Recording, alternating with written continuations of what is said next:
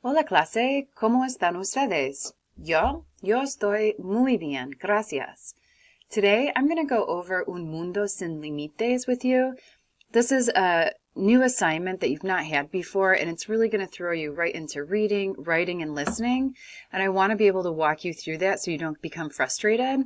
But this is a great way to really start to learn the language. The more you listen, the more your ear is going to get accustomed to different sounds of Spanish. And so here we have Valerie and Andrea. They're from San Juan, Puerto Rico. So we're going to end up watching a video, but before we do, you need to answer some questions. Infórmate y ponte en su lugar. So, Valeria es dueña de una tienda de ropa en San Juan, Puerto Rico. Se especializa en ropa vintage y local. ¿Te gusta la ropa vintage o de segunda mano? ¿Por qué? ¿Crees que tienes mucha o poca ropa? ¿Cuánta ropa es suficiente? So I just want to break this down for you so you know what you're doing and how maybe you could respond to this. So Valerie is an owner. Una dueña can be a couple different definitions, but in this context it means owner. De una tienda de ropa, of a clothes store in San Juan, Puerto Rico. Se especializa, they specialize in vintage and local clothing. ¿Te gusta la ropa vintage? Do you like vintage clothes and de segunda mano or secondhand clothing? Why? ¿Crees que tienes mucha or poca ropa? Do you believe that you have too much clothes or a lot of clothes or not a little bit of clothes? ¿Y cuánta ropa es suficiente? Like how much clothes is really sufficient? So in order to answer these questions, ¿te gusta la ropa vintage? This is pretty easy. You would start by saying, me gusta la ropa vintage y de segunda mano. So you also could say no me gusta, right? So me gusta la ropa. I like the clothes. No me gusta la ropa. And then you could say porque. I'm just saying whatever. It could be possible to give you examples. No me gusta la ropa porque prefiero ropa nueva. Okay, so no me gusta la ropa vintage porque I prefer new clothes. That's just un ejemplo. You could say me gusta la ropa vintage porque me gusta la ropa reciclada. I liked recycled clothes. And so there's a couple of different things that you could say. Or quizás es más barato comprar ropa local or vintage or de segunda mano. It could be cheaper to buy clothes secondhand. So I'm just trying to throw out examples. So, ¿crees que tienes mucha or poca ropa? So do you think that you have a lot of clothes or not a lot of clothes? So how you would begin to answer this is yo creo, or you could just say creo. Remember in Spanish, you don't need subject pronouns. Yo creo que tengo... Es mi opinión de mi ropa, de mi ropero. Yo tengo demasiado ropa. So I have too much clothes, but that's my own opinion. Pero es difícil. In Buffalo, we have 4 estaciones. We have 4 seasons, and so there's lots of clothes that need to be worn throughout the year. Pero por lo menos pienso que americanos tienen demasiado de todas cosas. I think that in general, Americans have too much of everything. So maybe you don't. You could say, yo creo que no tengo mucha ropa, or tengo poca ropa. ¿Y cuánta ropa es suficiente? Depende, pienso que. So anytime you want to say, I think that, so how much clothes is sufficient? And this is actually kind of a funny question, I guess. I don't know. I mean, it could be muy básico. So, ¿cuánta ropa es suficiente? When someone says what is sufficient, you could say pienso que, which means I think that. La ropa necesario. Solo la ropa necesario. Solo la ropa necesario.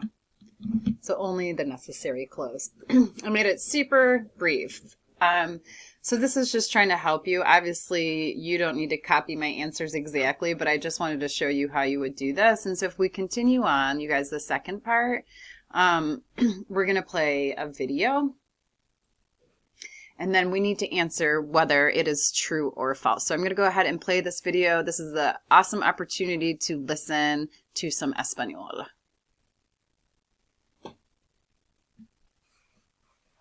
Hi, my name is Valeria. I'm from Puerto Rico and I also live here in Puerto Rico. Aprendí inglés en la escuela, pero en mi casa siempre se habló español. Actualmente tengo una tienda de ropa y mayormente mi tienda se concentra en ropa vintage, ropa nueva y también en diseño local. Hoy estoy aquí con Andrea, que me acompaña. Ella comenzó siendo clienta de la tienda y pues ahora pues somos amigas, ¿no? Hola, mi nombre es Andrea, vivo en San Juan, Puerto Rico. Trabajo para una galería de arte bien cerca de la tienda de Valeria. Puerto Rico es hermoso, tenemos mucho para ofrecer. Tenemos playas, ríos, bosques, una gastronomía espectacular, negocios locales como la tienda de Valeria para adquirir sus detalles. Así que, nada, los invitamos.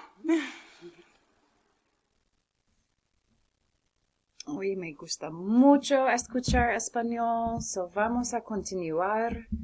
So, Hi, my name is Valeria. I'm necesito from Puerto Rico. Okay, so you had that 30-second video, and then we have some true-false questions here. So, Valeria aprendió inglés y español en casa. Falso. So, Valeria pienso que también habló español en casa. No sé. Número 2. En la tienda de ropa de Valeria solo se vende ropa nueva y internacional. Falso, porque ella se vende ropa vintage y local. Número 3. Andrea empezó como clienta de Valeria, pero ahora son amigas. So, Andrea started as a client of Valerie's, but now they are friends. Cierto, is true. Número 4. Andrea trabaja en una galería de arte. Cierto, true. Andrea works in an art gallery. Número 5. Andrea no le gusta vivir en Puerto Rico porque prefiere un lugar con más opciones para ir de compras. Andrea does not like to live in Puerto Rico because she prefers a place that has more options to go shopping. And ella responde es falso. La respuesta es falso. So those are your answers for the video. So I'm making your life really easy. Just by listening and going through the Spanish, you'll be able to do really well in this assignment. And then you guys have some more questions in Spanish down here. So Valeria tiene su propio negocio. So I'm trying to get to that video. My screen got a little messed up, but here we go. Why are you not making any sound now?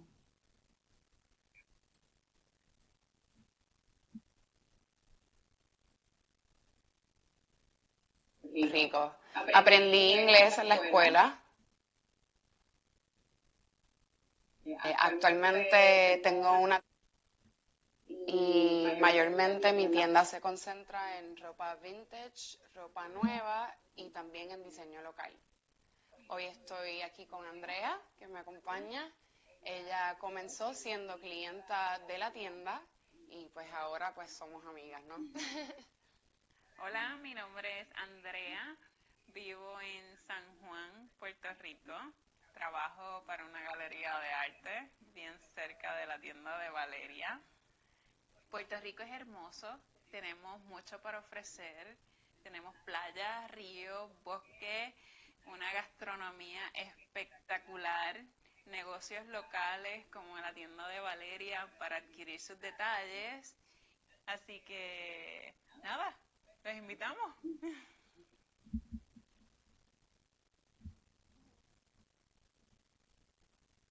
Okay, so that was the second one. That was a lot kind of similar to the first one, so just really reinforcing that. So if we go ahead and look at these questions, Valerie tiene su propio negocio. She has her own business. ¿Piensas que es fácil or difícil ser empresaria como ella? Do you think it would be easy or difficult to be a business owner like her? ¿Cuáles son las ventajas y desventajas? So what are the advantages and what are the disadvantages? So again, if something asks you piensas, you really want to answer with pienso que es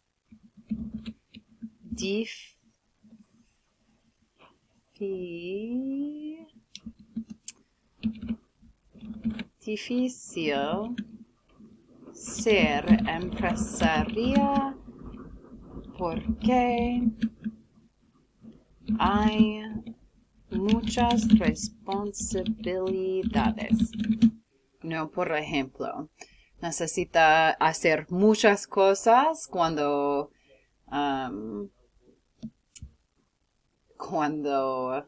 tienes tu propio negocio y es mucho trabajo, pero es mi opinión. So then you would want to say las ventajas son or las desventajas son, and then list your advantages and disadvantages. Número 2, Valeria y Andrea hablan con una pronunciación muy típica de Puerto Rico. So they speak with a very typical Puerto Rican pronunciation. ¿En qué palabras o sonidos puedes escuchar su acento? So this is a really in-depth, unless you know Spanish really well, this one's a little bit harder, but in what words and sounds would you be able to listen su acento, and where can you hear their accent? For me, it was more of something that was of a nasal that I could hear in their nose when they were speaking the Spanish. So that was really interesting. So you probably could say, no escucho mucho porque no comprendo acentos ya. I don't understand accents just yet. So you could say no escucho mucho. I did not hear a lot. Número 3. Expresas tu personalidad a través de la ropa. So, ¿en qué maneras es posible mostrar la identidad personal con la ropa que uno se pone? So how do you identify with your clothes? How does that express who you are? Is your clothing an authentic expression of your personality? So you could say, sí, expreso mi personalidad a través de mi ropa. I express my personality through my clothes. Yo sí. Pienso que depende en los colores or que te le gusta and what you like. You could definitely be demonstrating la identidad personal, especialmente con equipos, with teams, sports teams, and so on. So that's how you would answer número 3. So you would say, expreso mi personalidad, da, da, da, da, da.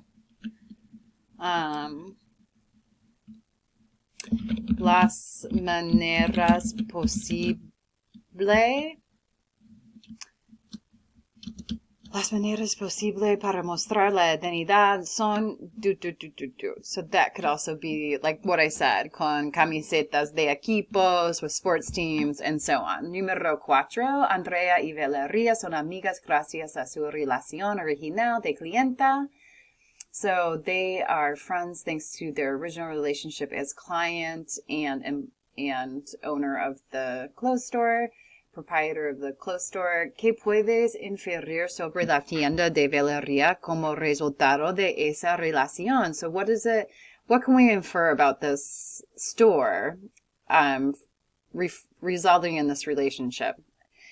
I would make the assumption that Valerie was probably a very good host when she came in. She was very helpful, very friendly, and also built trust with her client to eventually become her friend, which is all great qualities of an owner. So, ¿te gusta? Ay, Dios mío, ¿dónde está? So I can't see this full last question, but I will help you with the beginning of this next one. ¿Qué puedes inferir? Like I said, what can you infer about their relationship? So hopefully, you guys, this helps you a little bit with how to do this assignment. I gave you lots of answers because I know that it is challenging when you get thrown into an assignment like this. So if you have any questions, please get a hold of me, but just be sincere in your listening. Try your best to answer questions authentically and look things up if you need to. That's the best way to learn. And that's our whole purpose here, is to try to expose ourselves as much Spanish and learn as much as we possibly can while we're here. So with that being said, que tenga un buen día y nos vemos prontísimo. Ciao.